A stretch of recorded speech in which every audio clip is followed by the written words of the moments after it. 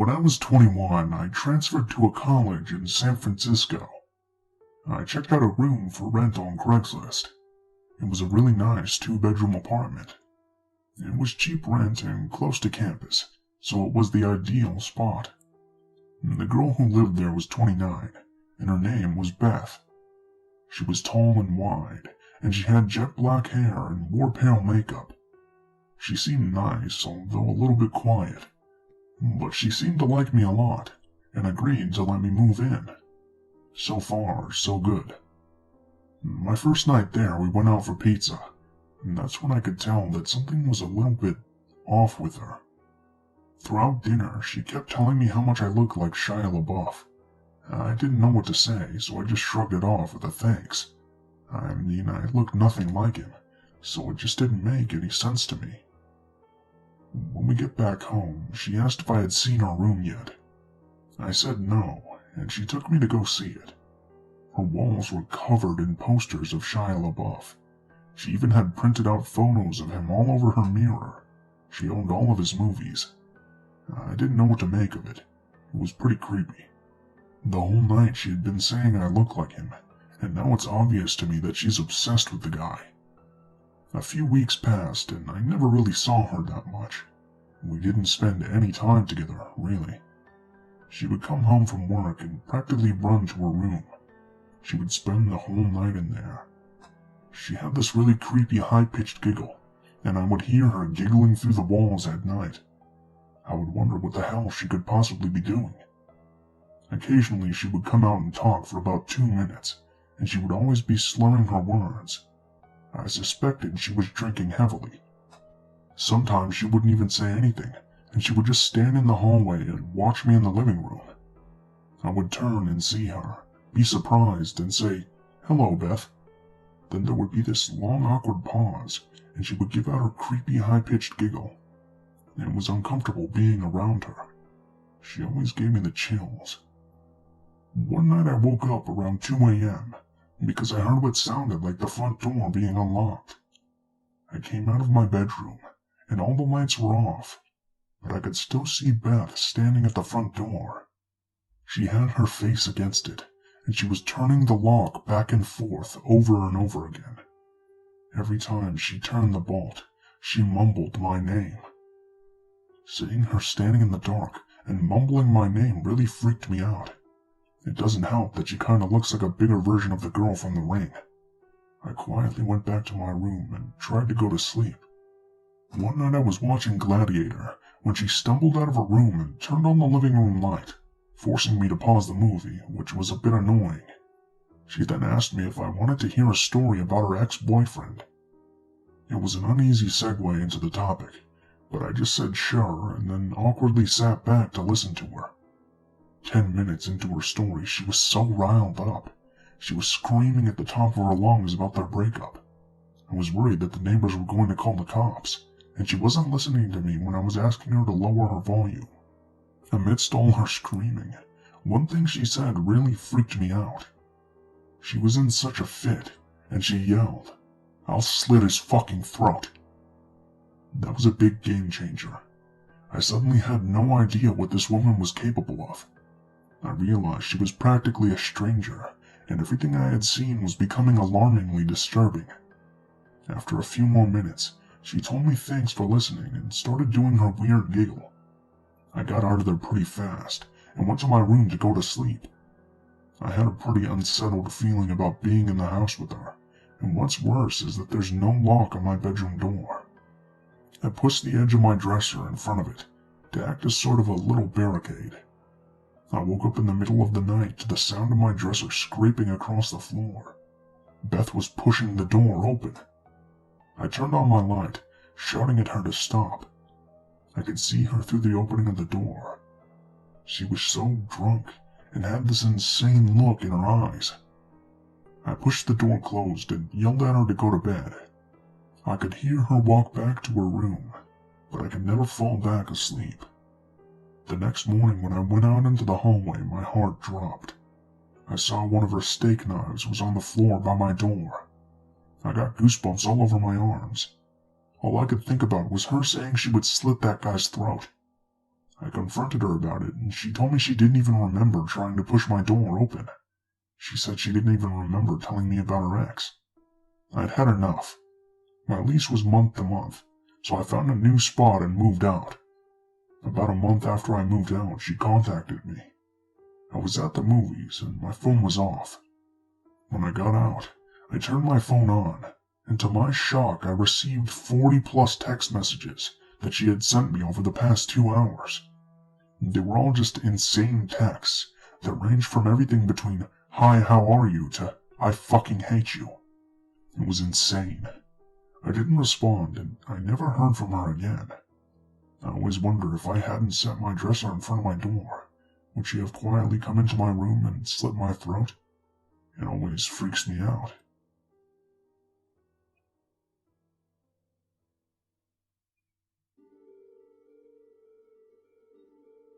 I live in a small village in the very north of Scotland, so large shops and resources are a far distance. For that reason, I usually rely on internet shopping to get me my needs. I needed to buy a backpack for when I leave for university, one better than the one I already have, so I turned to Craigslist as I normally do. As a student, I prefer to go for the cheap option. Craigslist usually provides that. After looking for a short while, I came across a really good-looking bag at only £15, and thought it was an absolute steal, so I phoned the seller. Immediately, what struck me was this guy's accent. It was obvious that he wasn't Scottish or even from the UK. He sounded Polish or something European. I'm still not sure. He said he was from Glasgow. That's at least 5 hours by car from where I live. But when I told him the area I was from, he reluctantly offered to come by my house to give it to me. This all seemed strange, being that the sale was only for £15. Nonetheless, I foolishly gave him my real address. He said he'd drop by later on that day. Skipping forward about 7 hours to about 10 p.m., I was thinking that he wasn't going to come after all. But at around 10:20, there was a chap at the door. Surprised that it was so late, I looked out the window round to the front door just to be sure, and sure enough, it was a young man standing with a backpack in his hand. Slightly relieved that it wasn't a robber, I went to the door and opened up. It was the guy on the phone for sure. The accent confirmed it. "Hey, here it is." I smiled and took out my wallet, taking out £30 because of the trouble he went through to come here and the condition of the bag. He smiled and opened his arms as if he wanted a hug. Being a gay guy, I rarely turned down any hugs, and just assumed it was a cultural thing, so I hugged him and he left. I was still confused that he came all this way just for £15, but I didn't find it overly strange. At around midnight, I was finishing another episode of 24 and was just about ready to go to bed. From outside the house, I heard a car door shut. This was really weird for this time of night, and in my area, the nearest house is about a quarter-mile away. I rarely see the people that live there. I paused the TV and went over the window to see who it was. I recognized the car as being the same green sedan that man had had. But he wasn't there. Nobody was. It was at that point when I heard the back gate opening. I fucking nearly shit myself. I ran quietly to the kitchen where the back door is, staying low to the ground on the way there to avoid whoever it was seeing me from the kitchen window. I usually don't lock both doors till I go to bed, so both were still unlocked. I grabbed the keys from the counter and quickly locked the door. As I did, I got a fright at the security light turning on in the back garden. It's a motion sensor that turns it on. I looked up to see him again. He had a creepy smile on his face, no teeth showing, just a lip smile. I stood up and shouted, "Whoa, dude, what the fuck are you doing back there?" He said nothing and just continued to smile, looking directly at me. I found myself just staring at him until the situation actually kicked in, and I took the keys from the back door, then bolted to the front to lock it. About halfway to the front door, I heard a window smash in the kitchen. My stomach ached at the fact that he was probably making his way into my house. I made a turn to go up the stairs towards the toilet so I could lock myself in there. While in the toilet, I heard him stumbling and broken glass falling onto the floor. He was in my house. I pulled my phone out of my pocket and quickly dialed 999. I told them of the situation as fast as I could, and they told me they'd get officers out to me as soon as possible. The police station was just up from my village, so I knew someone would be here pretty quick. The operator asked me to stay on the phone until someone arrived. I was focused on the man's footsteps, which would slow down and speed up every so often. He eventually walked upstairs and tried to open the bathroom door. When he realized it was locked, he whispered to me, "I know you're in there, Cameron." Hearing him say my name made my stomach churn. I screamed, "The police are coming! Just back the fuck off, man!" After saying that, he started to kick in the door. I backed up against it with more strength than I knew I had. Then in the distance, I heard the sirens and the blue lights reflecting from the bathroom windows. He continued to kick at the door, but then I heard the car doors open outside and fast footsteps. I heard the front door burst open, and then, "Police officer with a taser! Drop the knife!" Again, I felt sick knowing he had a knife. It sounded as if he started running back downstairs. Then I heard what sounded like a taser firing, and the guy screaming, then a thump. After he came through, they officially arrested him for attempted murder and trespassing. I've pressed charges, but the fact is he won't get any more than 7 months in jail. After that, he'll be free to come right back. I'm now trying to sell my house to get out of here as fast as possible.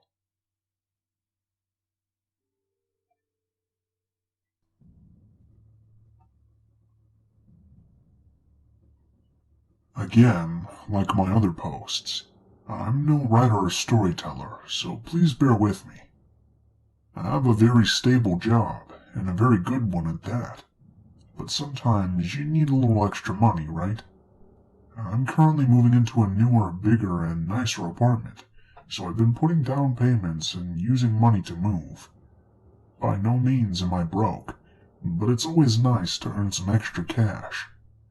I thought of selling some clothes that I never actually wear. I've already donated a lot of older clothes to the Salvation Army, but for the clothes I never wore and that are worth some good cash, I decided to sell them over Craigslist and the Let Go app. The Let Go app has never failed me. Craigslist, well, I've never tried it before, but my friends have had some great experiences. I was trying to sell a very cute short-sleeved black and white flower dress for $12. I put my number down so I could just talk to people directly, since I don't use my email very often. Side note, I posted a picture of me in the dress that my friend took, not showing face and with a blank white wall background behind me. I got a text a couple hours after I posted the dress. Here's how the conversation went.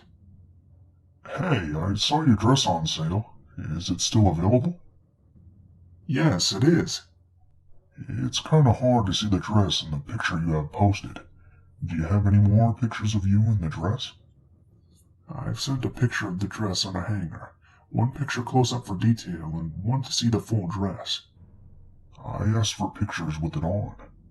I'll just look at the ad tomorrow." I never responded back. It was very alarming to have someone talk to me like that. Why would someone want to see the dress on? I guess I understand, but really? 2 days later, I got a weird phone call at 7:05 a.m. By the way, this was my day off, and I usually keep my ringer on because I'm always on call. To see that it wasn't work and an unknown caller, I was pretty pissed, so I just let it ring.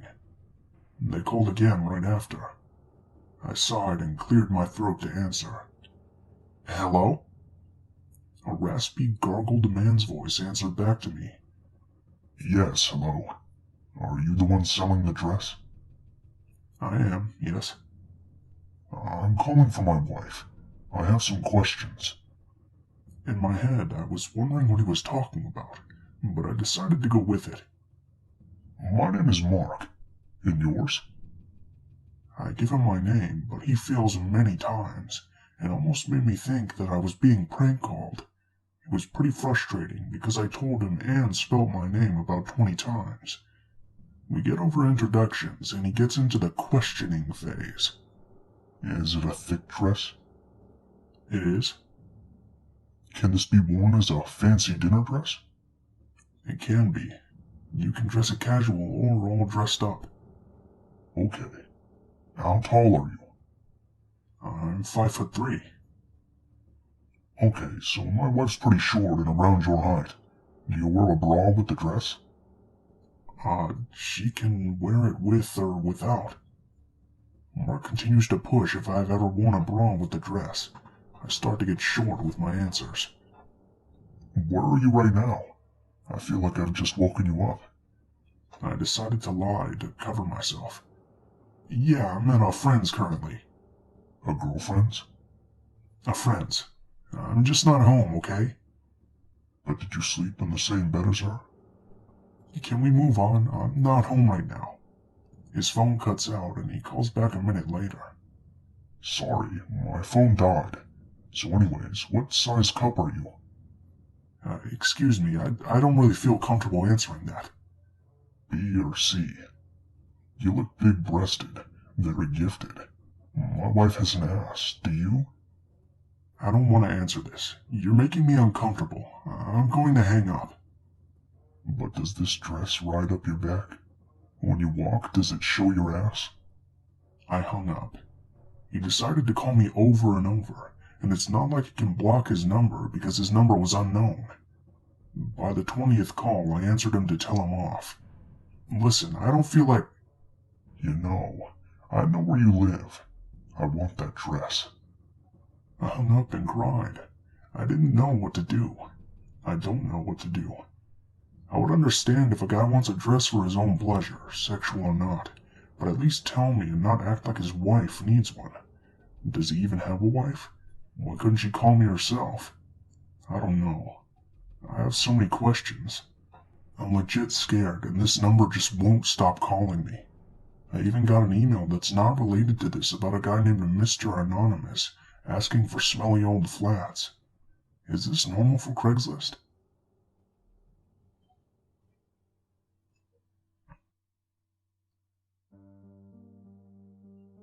I'm a 25-year-old guy. This happened 4 years ago, and it's still unresolved, if you would like to call it that. It was a Friday night, and I had gotten off work around 5:30 p.m. and was ready to make plans for the night.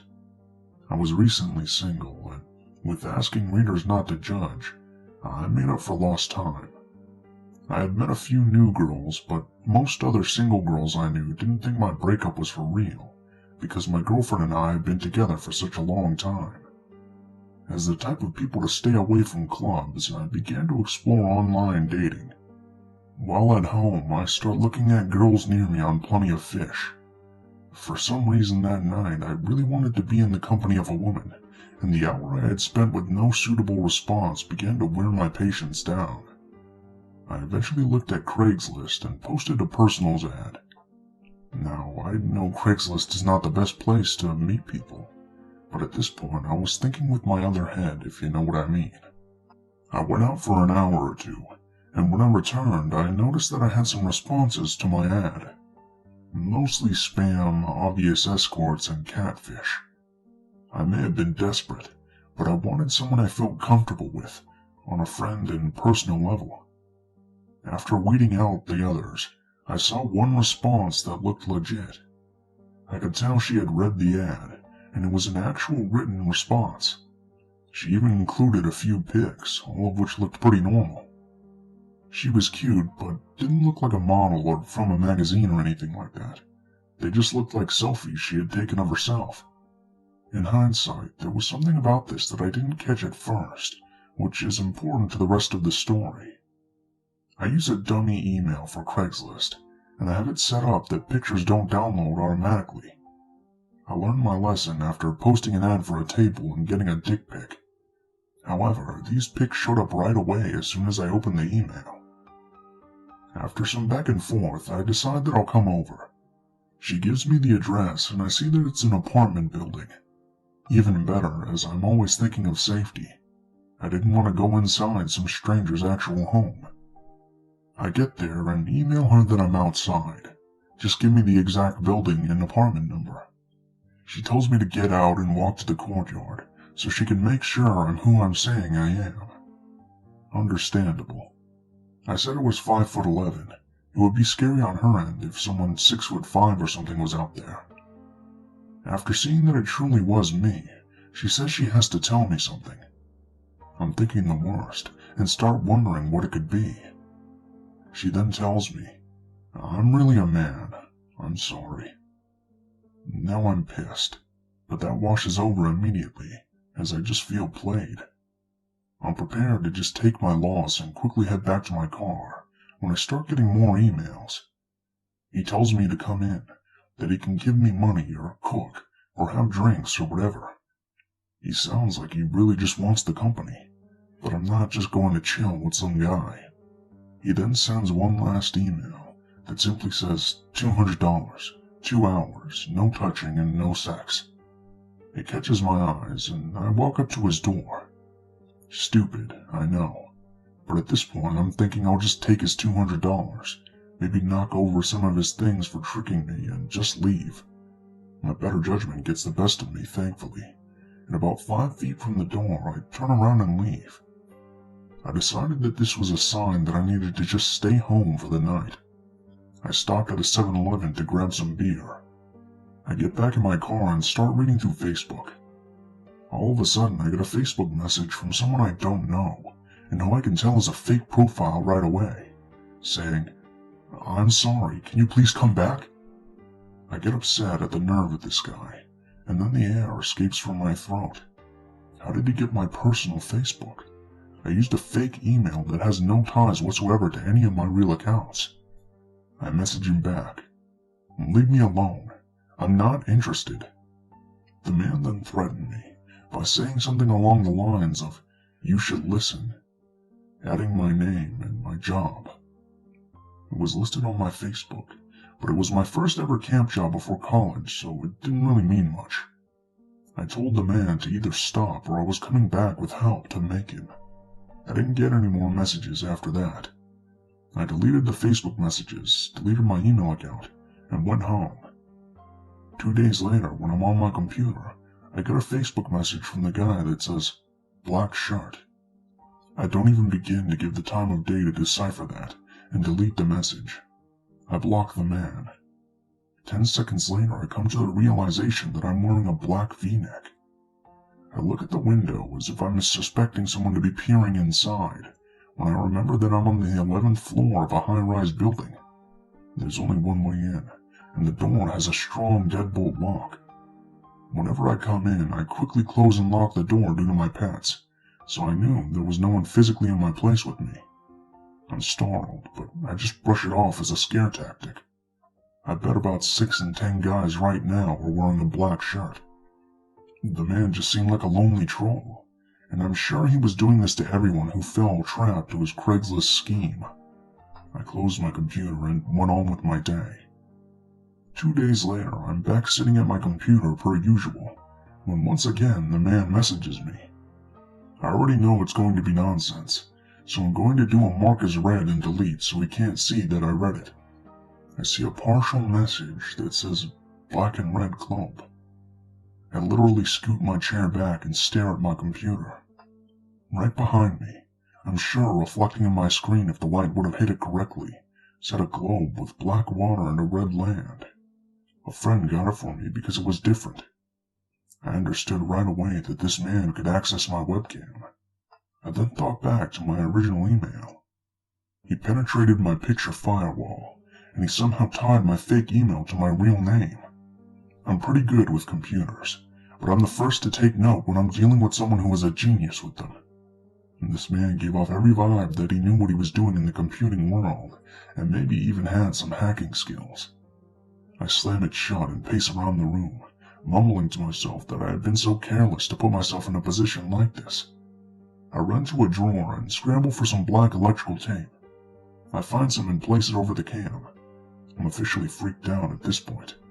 I'm not a tough guy by any means, and I hold my own in most situations, but I felt out of control. I delete my Facebook account and every other social media account as well. I spend the next 10 minutes privatizing my online presence and cleaning out my computer. I keep the tape on and try to get on with my week. 2 days later, I come home from work at around 6 p.m. I come in, close my door, and greet my pets. I see a white piece of paper that was slid under my door.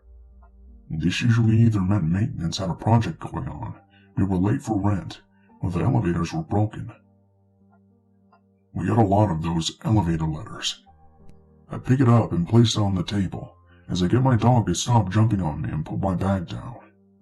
I pick up the note and read it, and it says blue doormat. To give you some background, during a drunken escapade, my ex and I bought a bright blue doormat that we were both 100% certain was green and would match the green carpet outside our door. When we both sobered up the next morning, we realized how off we were and decided to keep it as a joke. This man had been inside my building and at my door. The thing is, it was a very big building. You would need to know the building number, address, floor number, and apartment number. My dog wasn't going crazy, but I ran into the kitchen and grabbed a knife. I swung the main closet doors open. Nothing. I run to the bedroom and swing those doors open, but once again, nothing. I race into the bathroom and open the shower curtain. The man hadn't been inside, but he had been close enough. I'm not the type to call the police, but I felt like I had no idea what to do. After sleeping on it, I called 911 the next day and asked for non-emergency. After a hold, I'm connected to a lady and tell her what's going on. She says she can't do anything, but gives me the number to the police of the city where the man lived. I call and speak to an officer, and basically tell him I'm not trying to press charges or anything, but can someone please go over there and scare him or something. I could tell the cop wanted nothing to do with me, but I kept his ear, probably because he could hear a rational young man basically pleading with him to help. He said he would send someone out there. I get a call a few hours later from the station. The cop I spoke to before says that there's no answer at the door. He told me he went to speak to the leasing office, and the sales manager said that the only person who lived there was an older lady who had been there forever.